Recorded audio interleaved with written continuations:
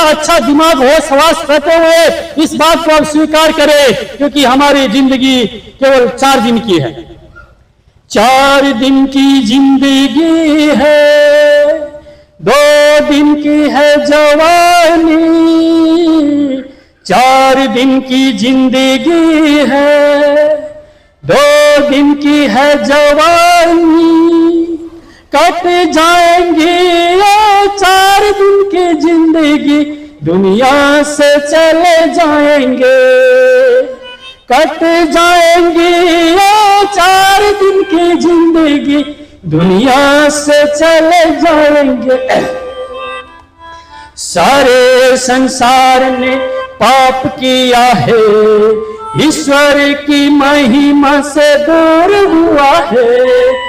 सारे संसार में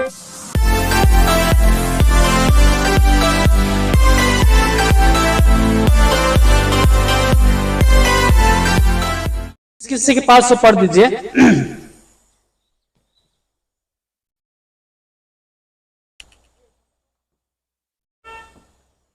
चोर किसी और काम के लिए नहीं, चोर किसी और काम के लिए नहीं, केवल चोरी करने, केवल चोरी करने, घात करने, नष्ट करने को आता है। नष्ट करने को आता है। मैं इसलिए आया वो जीवन पाए, बहुत आयत से पाए। तो आपसे कुछ कहने से पहले मैं थोड़ी देर प्रार्थना करूंगा। मेरे अत्यंत योग्य व्यक्ति नहीं हूं परमेश्वर, मेरे सारे भूल मूर्खता और गलती त्रुटियां तेरे सामने में स्पष्ट और खुला है। अपने तो परमेश्वर के उस लहू के द्वारा धो, शुद्ध कर, पवित्र कर और सुनने वालों पर अनुग्रह कर। जितने वचन हमें चाहिए प्रभु परमेश्वर पिता, प्रभु परमेश्वर वचन मनुष्य के हृदय त्रुटियों को देखें और उस प्रभु परमेश्वर बहुतायत के जीवन को प्राप्त करे जो जीवन हमने पाया। प्रभु इसे आशय के साथ में प्राप्त।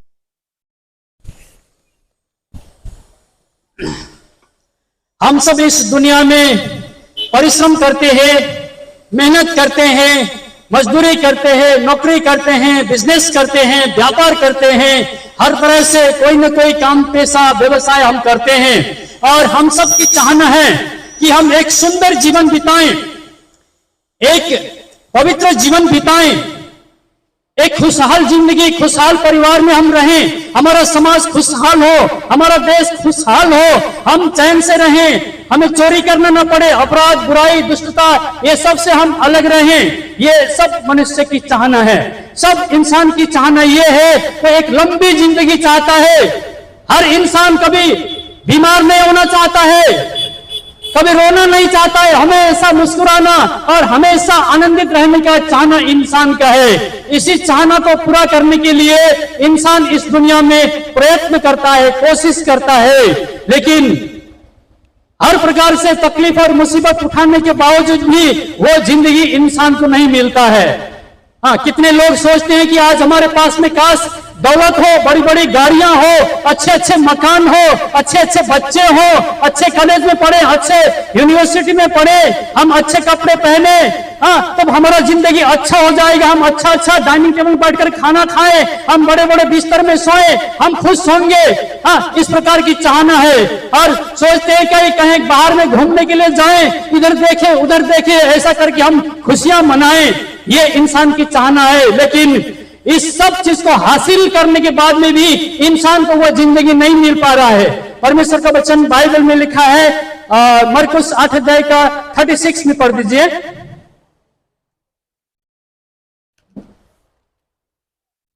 यदि मनुष्य सारे जगत को प्राप्त करे और अपने प्राण की हानि उठाए तो उसे क्या लाभ होगा। मनुष्य आज इस संसार में संपत्ति प्राप्त करने के लिए, नाम प्राप्त करने के लिए, बड़ा बड़ा शोहरत प्राप्त करने के लिए, अपने प्राण तक गंवाने के लिए जा रहा है। सब कुछ करके मनुष्य बड़े बड़े नाम को हासिल करता है, बड़े संपत्ति को हासिल करता है, लेकिन उसके पास में वो जिंदगी फिर भी नहीं आती है। इसलिए अभी हमने बाइबल में से पढ़ा है, प्रभु यीशु मसीह ने कहा कि वो जीवन देने के लिए आया है। कौन सी जीवन? जिस जीवन सा जीवन देकर के ईश्वर ने इंसान को बनाया था, हाँ, ईश्वर परमेश्वर का वचन बाइबल में लिखा है, ईश्वर ने जब इंसान को बनाया, ईश्वर ने इंसान को मरने के लिए नहीं, 60 साल के लिए नहीं, 70 साल के लिए नहीं, 120 साल के लिए नहीं, रोगी होने के लिए नहीं, चोरी करने के लिए नहीं, झूठ बोलने के लिए नहीं, व्यभिचार करने के लिए नहीं, अत्याचार करने के लिए नहीं, करप्टेड होने के लिए नहीं। परमेश्वर का वचन बाइबल कहती है ईश्वर ने इंसान को अपने जैसा बनाया, अपनी समानता में बनाया, कभी नहीं मरने वाला, झगड़ा नहीं करने वाला, चोरी नहीं करने वाला, गड़बड़ी नहीं करने वाला, हमेशा खुश रहने वाला, ऐसा इंसान परमेश्वर ने इस दुनिया में बनाया। लेकिन आज इंसान के पास में वो जिंदगी नहीं है। हमारे पास में जो जिंदगी है वो रोने वाला जिंदगी है, दुख से भरा हुआ जिंदगी है, कष्ट से भरा हुआ जिंदगी है, तकलीफ से भरा हुआ जिंदगी है। हाँ, हर तरफ में हम सुनते हैं व्यभिचार हो रहे हैं, बलात्कार हो रहे हैं, चोरी हो रहा है, डकैती हो रहा है, लूटपाट हो रहा है, एक आदमी दूसरे को घृणा करता है, एक घर में परिवार में मिलाप नहीं है, किसी के जीवन में चैन और खुशी नहीं है, लोग विचलित हैं, मनुष्य इस जीवन को नहीं पा रहे हैं। ये सब का कारण क्यों है? ये सब बुराई को रोकने के लिए हमारे देश में बड़े बड़े कानून है, बहुत सारे पुलिस फोर्सेस है, सीआईडी है, विजिलेंस है, सीआरपी है, आर्मी है, करप्शन को रोकने के लिए, बुराई को रोकने के लिए, धोखाधड़ी को रोकने के लिए, हर प्रकार की गंदगी को रोकने के लिए सरकार और देश के बड़े बड़े लोग रात दिन परिश्रम करते हैं। नई नई टेक्नोलॉजी है, नए नए आविष्कार लोग हैं, लेकिन हमारी जो समस्या है, इंसान को जो तकलीफ है, इंसान की जो मुसीबत है, इंसान की जो कष्ट है, वो और भी बिगड़ते हुए जा रहे हैं। ऐसा क्यों हुआ? कि परमेश्वर का वचन बाइबल में लिखा है, क्योंकि सब ने पाप किया और परमेश्वर की उस जिंदगी से बाहर निकल गए हैं। कृपया पढ़ दीजिए रोमी 3:23 ना।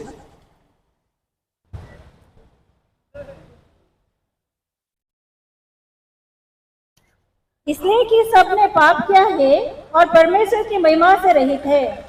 इसलिए कि सबने पाप किया है। मेघालय के लोगों ने पाप किया, असम के लोगों ने पाप किया, बिहार के लोगों ने पाप किया, भारत के लोगों ने, नेपाल के लोगों ने, ब्रिटिश क्या बोलते हैं, अमेरिका के लोगों ने, इस पृथ्वी में जितने भी देश है, जितने भी कंट्री है, जितने भी इंसान है, चाहे छोटा से लेकर के बड़ा, जितनों के नथनों में जीवन का सांस है, सबके सब पापी है, सबने पाप किया है और परमेश्वर की उस जिंदगी से, उस शांति से, उस अनंत खुशी से वंचित है। यह जिंदगी इंसान तलाश कर रहा है और उस जिंदगी को पाने के लिए एक दूसरे को मारने के लिए तैयार है, एक दूसरे को लूटने के लिए तैयार है, एक देश दूसरे देश को नाश करने पर लगा है, एक पड़ोसी दूसरे पड़ोसी के अगेंस्ट में है, बाप बेटे के अगेंस्ट में है। ये सब कुछ लड़ाइयां और जो मुसीबतें हैं, ये मुसीबतों का जो जड़ है वो बाहर में नहीं है, वो खेत में पैदा नहीं होता है, वो आसमान से नहीं टपका है, वो धरती में कोई इससे खेती नहीं करता है।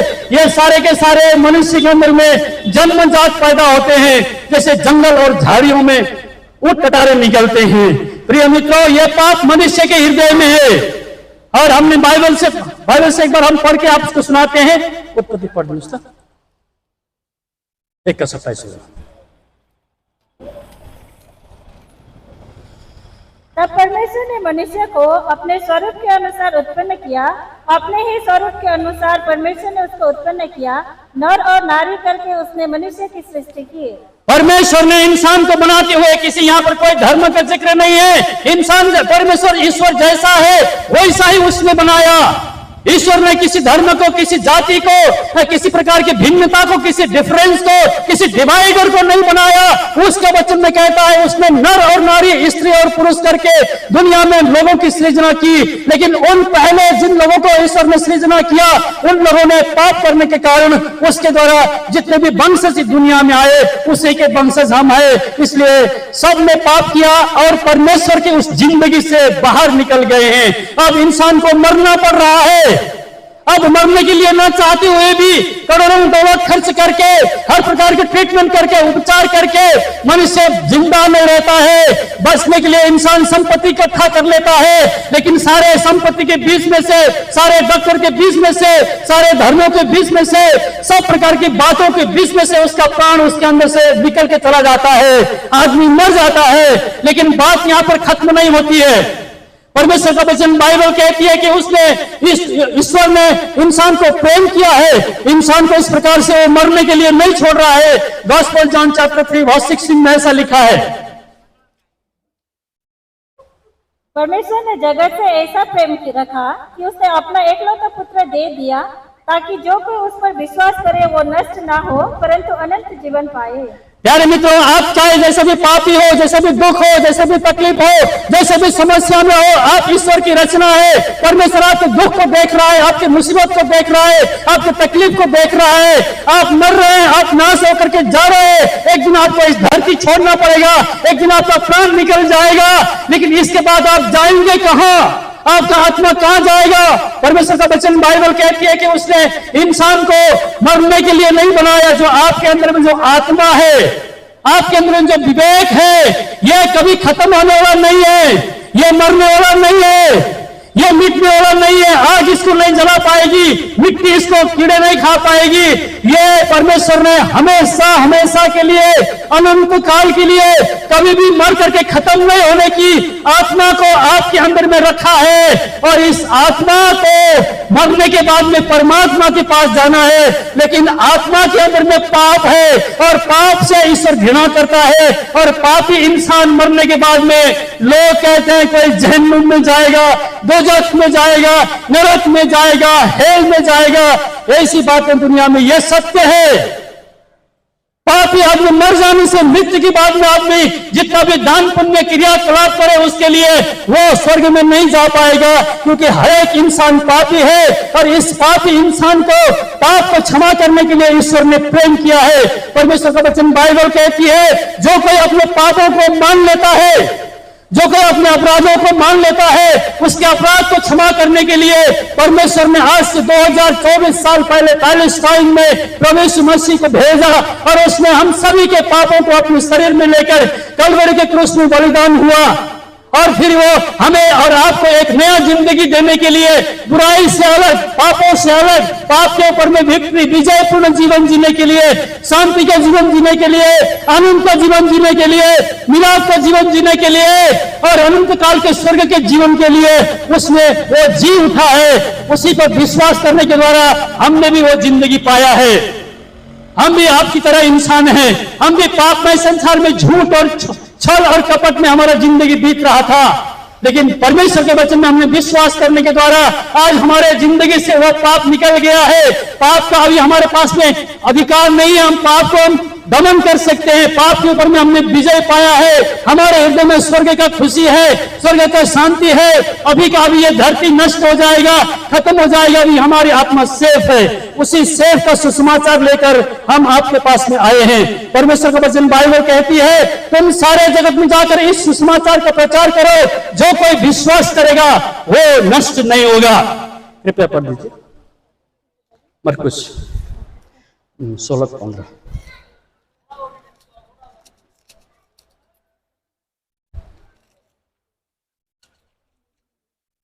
उसने उत्तर दिया, तुम सारे जगत में जाकर सारी सृष्टि के लोगों को सुसमाचार प्रचार करो। जो विश्वास करे और बपतिस्मा ले उसी का उद्धार होगा, परंतु जो विश्वास न करेगा वो दोषी ठहराया जाएगा।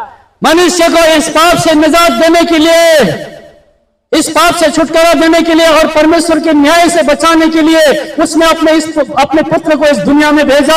वो मेरे और आपके पापों के लिए मर गया और हमें नया जिंदगी देने के लिए जी उठा है। उसके ऊपर विश्वास करने से आपके पाप मिटाए जाएंगे।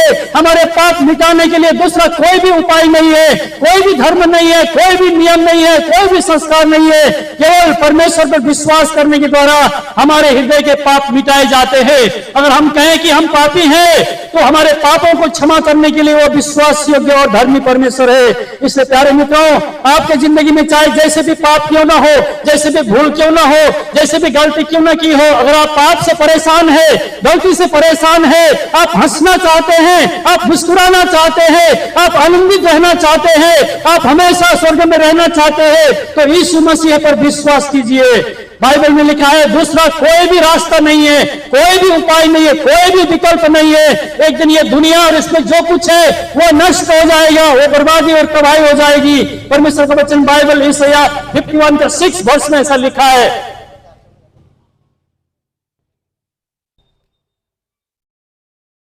आकाश की ओर अपनी आंखें उठाओ और पृथ्वी को निहारो, क्योंकि आकाश धुएं के समान लोप हो जाएगा, पृथ्वी कपड़े के समान पुराने हो जाएगी और उसके रहने वाले यूं ही जाते रहेंगे।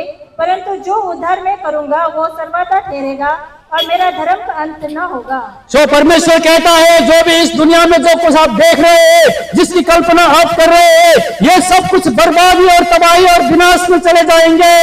ये खत्म होने वाला है, ये दुनिया आग से जलने वाली है। यहाँ में बचने का कोई विकल्प नहीं है, यहाँ में कोई बचने का उम्मीद नहीं है। परमेश्वर का वचन कहती है कि आकाश से बड़े बड़े ओले गिरेंगे, आकाश से आग गिरेगी, ये पृथ्वी भस्म होने पर है। इसलिए इसको नाश होने से पहले इंसान को ईश्वर बचाना चाहता है। आप सोचते होंगे क्या क्या फर्क पड़ेगा, मैं तो मर जाऊंगा।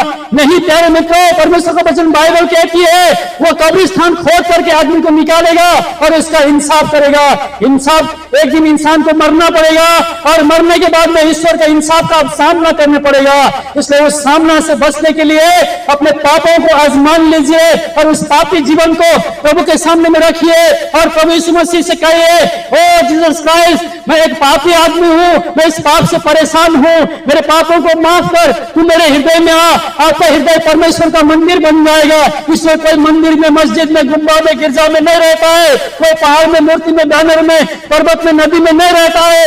ईश्वर का वास स्थान आपका जिंदगी है, आपका हृदय है। प्यारे मित्रों, इस धोखा में नहीं रहना, ईश्वर का वास स्थान आपका जिंदगी है। इसलिए अपने जीवन में इस बात को आप विश्वास करें और उस शांति को पाए और उस जीवन को पाए। परमेश्वर की इच्छा यह है, अदरवाइज हमारे लिए कोई भी विकल्प बाकी नहीं है। परमेश्वर का वचन बाइबल में एक पद हम पढ़ते हैं, प्रेरितों का काम 4 अध्याय के 12 पद में लिखा है,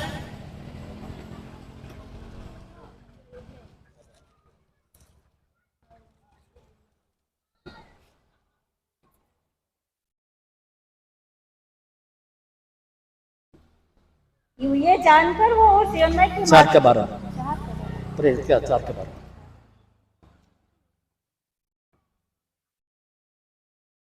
किसी दूसरे के द्वारा उद्धार नहीं, क्योंकि स्वर्ग के नीचे मनुष्य में और कोई दूसरा नाम नहीं दिया गया जिसके द्वारा हम उद्धार पा सके। आपको पाप से उद्धार पाने के लिए, पाप से मुक्त होने के लिए दूसरा कोई नाम नहीं है, दूसरा कोई रास्ता नहीं है, दूसरा कोई विकल्प नहीं है। इस धरती के ऊपर और आसमान के नीचे केवल एक नाम है, जिसका नाम है यीशु मसीहा, जिसका नाम है मुक्तिदाता, जिसका नाम है सेवियर ऑफ द वर्ल्ड। इस दुनिया को प्रेम करने वाला, आपको चाहने वाला, आपके आंसुओं को पूछने वाला, आपके दर्द को समझने वाला दूसरा कोई नहीं है। ये चैलेंज है, इस चैलेंज को स्वीकार कीजिए, इस बात को मान लीजिए। दूसरा कोई गॉस्पेल समाचार नहीं है।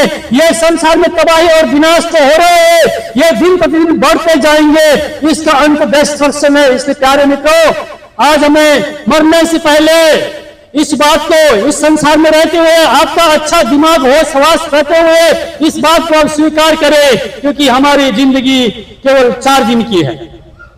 4 दिन की जिंदगी है, 2 दिन की है जवानी।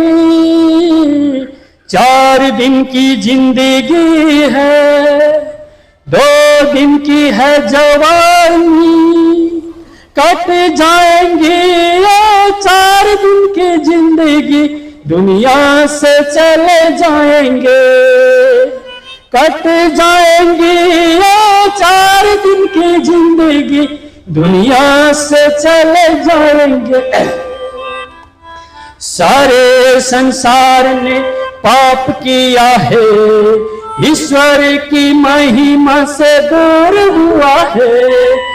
सारे संसार ने पाप किया है, ईश्वर की महिमा से दूर हुआ है।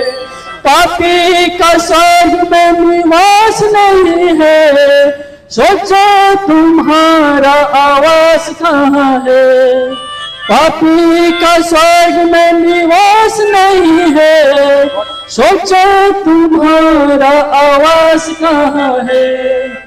4 दिन की जिंदगी है, 2 दिन की है जवानी। 4 दिन की जिंदगी है, 2 दिन की है जवानी। कट जाएंगी ये 4 दिन की जिंदगी, दुनिया से चले जाएंगे। कट जाएंगी ये 4 दिन की जिंदगी, दुनिया से चले जाएंगे।